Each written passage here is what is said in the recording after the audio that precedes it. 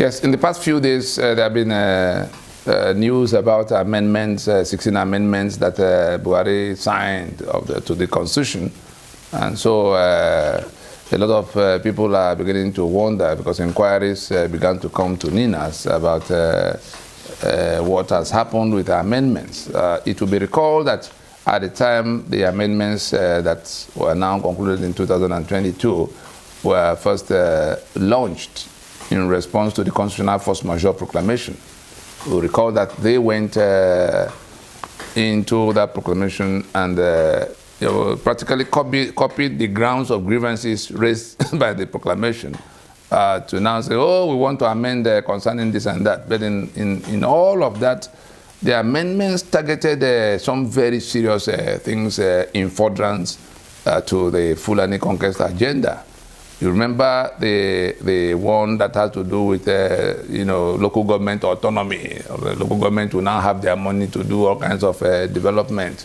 Then the one of waterway bill and all kinds of things that were intended to alter the ownership structure of land. And NINAS did step out to countermand those amendments. Of course, there were so many things they had put together to try. You know how you try to lubricate something to be able to pass somewhere. The autonomy for state assembly or state judiciary and all of that. The people who are supposed to be dealing with that amendment at the level of concurrence, because you cannot change anything in the Constitution except 24 states House of Assembly had passed each of those amendments. That's what you have to do. It's called concurrence. And so what NINAS did was to, issue a direction to countermand the possibility of obtaining those, the concurrence required in the number of states stipulated, for the amendment to sail through. And to that extent, we could report that we were able to shoot down the amendment they commenced. And so what Buhari was signing the other day were the few things they managed to, pass through, because the state assemblies refused to touch all the ones that will have touched on the land, which is the main purpose for the amendments. Now, they say they've done electricity, they've done railway. Let us go and see the content. We have 68, we have the summary of our attitude to what Buhari has done is to say to him and all of those who are clapping for him now that that is an insulting tokenism. We have 68 items on the exclusive list. Electricity distribution and generation and transmission happen to be just one of the 68. Even outside the 68 items, the main question of we the people, in that preamble, that we the people have submitted our sovereignties and our lands and our people into the Union of Nigeria. That false claim that puts our signature on the title deed by which the owners and controllers of Nigeria own and control Nigeria. That is the main issue when we say constitution must go. And those who talk about restructuring, let's look at it as reconstruction. A building that is damaged from foundation, that will fall by itself if nothing else is done. Somebody is coming to tell you, I've just changed 2 doors in the tall building. I've painted the ceiling on the top floor. That's what these amendments sound like to us. When shall we undertake the business of renegotiating our union, so that we can, in truth, then say that we the people, having solemnly resolved to live together? That is what is missing. That is what makes that constitution unacceptable. And it is in the pretense that we authorize our damnation by making such a constitution when we never met, we never agreed, we never discussed. But Absalom and his co-travelers, Absalom and Abaka and his co-travelers in 1999, just like they did in 1979 when Obasanjo was holding the steering for them, they lied that we have submitted our lands and our people into the union of death Nigeria has become for all of us. If anybody is talking about constitution that has to be fixed or amended, that is the first subject matter. The matter of 36 states into which the 4 regions of Nigeria was fractured between 67 and 96 or so, whatever be the last time Abacha created the last set of states. How did we become 36 states?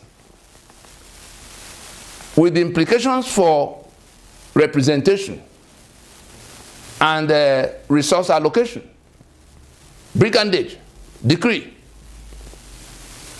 What kind of amendment will anybody be able to do to say you have addressed that? And so those who are rejoicing about 16 amendments, it's just the electricity, nothing more. All the other ones were things they had to put in place to lubricate the passage. The state houses of assembly that will have to do the concurrence. If you say you have financial autonomy, that means governor is no longer the one to give you, take your money from source. Of course, it becomes so. It is those few things they could get, the people who have vested interest in them to. They are not. The 68 items on the exclusive list remain very much intact. All these things, all these other when will somebody who wins the election present cabinet for nominate for ratification, all of those are inconsequential, totally inconsequential. They do not amount to even any kind of start on the grave constitutional grievances raised by the force majeure proclamation. And so there are so many things. And when you come and pick one electricity, and then you say states can do railway inside their state, we consider it an insult on our collective sensibilities. For anybody to say amendments, some are even now parading it as it's a gradualism. I say it is a miserable gradualism. It's an insulting tokenism. And for those who are rejoicing, the people, the Fulani that are dragging you about know what they are doing. The rest of you who do not realize that they are holding onto your land as their own. They are planning to kill you off, to turn it into their own permanently, having put your signature on the title deed you call the Constitution, by which the outside world, the whole world is made to see that you submitted yourself to be owned and governed by them. No amendment, nothing. The amendment in question, they say, oh, 16. What are the other 16? What are the other items? Apart from the electricity. Which constitution are they amending? What will happen to security that is locked down by that constitution? Because arms and ammunition remain on the exclusive list. How are you going to organize your security if you don't have access to gun? But Fulani can come from Mauritania and kill people everywhere they choose. At what point will we get into that, into adjustments in that, into amending that? What are we going to do about the balance of the infrastructure? What are we going to do about the economic assets, the oil and gas of Niger Delta that now belong to people in Jigawa and Mederibe in Maiduguri? Who's going to amend that? Who's going to amend the one of the ports of Lagos that now belong to Dangote? Or the one in One that belongs to Atiku and his intel? Who's going to adjust that? Is all that exclusive list? Who's going to remove elections from the exclusive list that makes it possible for people to sit in Abuja and print a PVC, do voter registration for everybody, print PVC for everybody, arrange the logistics for local elections for everybody? Who's going to adjust the 774 local government areas that were carved out by brigandage in the name of decrees, in which Kano has 44 portions, and Bayelsa, from where you must bring the oil money, has 8. Check it countrywide and see what it represents. There are people who bring nothing to the treasury. By these manipulations take more than 70% of everything available to be distributed. So what is the motivation for innovation? How do you add value? What will then become the base of creation of wealth? If you take all the economic assets and you hand it out as concessions, go and find out what is behind the Dangote cement, the limestone of Benue, allotted to seized by exclusive list, because solid minerals on the exclusive list. And so the so-called the illicit federal government that emerged from the collapse of the Federation of Nigeria since 1966, 67, are now the owners of everybody's economic assets. So they can allot port to one person, allot right to refine to another person. Dangote is the one to now refine petroleum for all of us. What an insult. Quite apart from the fact that the Buhari and his handmaid called Mefele dipped hands into the treasury, took $2 billion of everybody's money to hand over to Dangote to do his private business. The other time it was $1 billion they took to give to Mieti Allah. At the time Mieti Allah was rejoicing about what Fulani herdsmen were doing to kill people all over the place. And so we can be dancing around these matters, waving PDP and APC flag. What has happened now with the election? Have you not seen the ethnic signature? Have we not seen the ethnic signature all over the election? Has it not boiled down to ethnic pursuit all around? How did we get into 1966, other than all of what we are seeing now? Are we not on that trajectory one more time? And where are the elders in the land? Where are those who knew what happened? Because you prevented the younger generation that are now doing obedience all over the place. You prevented them from knowing, because you removed history from their school curriculum, so they do not know that they are all lying to them. That your constitution is a lie. You are building on the foundation of a lie, and you're expecting it to stand. You are building justice on a foundation of you are building peace, your peace. Absalom Abaka and Matthew Kuka. You are building peace on a foundation of injustice. Where is that peace now? Or is it this silence before the storm we have now? What is the outcome of the 2023 election? What has PVC done now? Let us get more serious. Those who are rejoicing that amendments are going on, restructuring, some lunatic even came to TV to say that the restructuring we're talking about has taken place. All of you are there, just arguing for nothing. Why will I require the license of somebody who doesn't wish me development? Who set up 68 shackles? He put my signature on the title deed by which my land now becomes his own. My economic assets becomes his own. And then he put 68 shackles. Even at that, having taken the main assets, he put 68 shackles around my legs, my hands. That is what it means, that exclusive list. Each of them represents a different shackle in your leg, in your hand.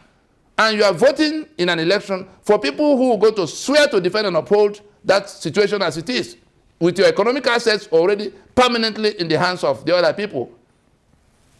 And those shackles permanently on your leg and hand to compete. The amendments that are being advertised are inconsequential, do not even scratch the surface of what we are discussing in terms of the fundamental changes that need to be undertaken for us to have a union. Because the issue we raise, in case anybody still does not understand it, twofold. Have we agreed to be in union as claimed in that constitution? The answer is no, as at this moment, except we do so later. Did we reduce that agreement into writing? Did we codify that agreement into a document we now call the Constitution? When we never met, how could you have written anything? And the proof of what we are saying is printed in the document you call your Constitution. So this fundamental question of whether we have agreed to be in union, and if yes, on what terms? If no, of course, that tells you that we have no union as at today in 2023. And those who think they can hold everybody down, like Professor Anthony Akewale will describe it, union at gunpoint. Those who think they can hold us by gunpoint, by the decree of Absalom Abaka for all times, I'm sorry for you, because the owners of the sovereignties, the owners of the land, look at this map. The owners of all these lands confiscated under that constitution, our sovereignties are confiscated, our assets are hijacked. They're not going to, the rights, their sovereignty belongs to them. It may be suppressed, just like it was suppressed when the British were here doing colonial business. But sovereignty never leaves the owner. A sovereignty can impose itself, like British Crown did, like federal government of Nigeria is doing now, like Fulani is doing through this constitution. That's called sovereignty. Our sovereignty remains with us, and we're going to assert that sovereignty. Our right to self-determination is inalienable. We don't need your permission to exercise it.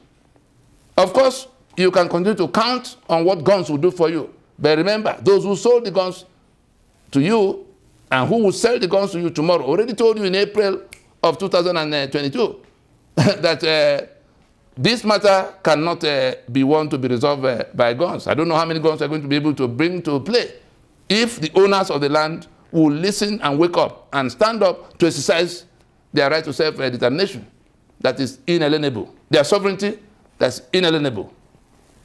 I think a word should be enough for the wise. We can continue to, we've pretended long enough that we have a union that we have agreed upon. Some say it's non-negotiable, some say it's beyond discussion.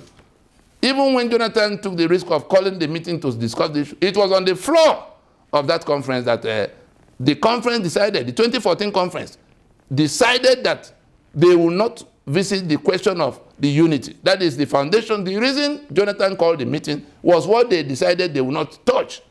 And so Ninas became the first to reject the conference and this outcome because they decided by themselves, contrary to what Jonathan called them to do, because there was an alliance of the conservative north and the renegade wing of the southwest, led by the one who has now been declared the ringleader for that alliance of 1967.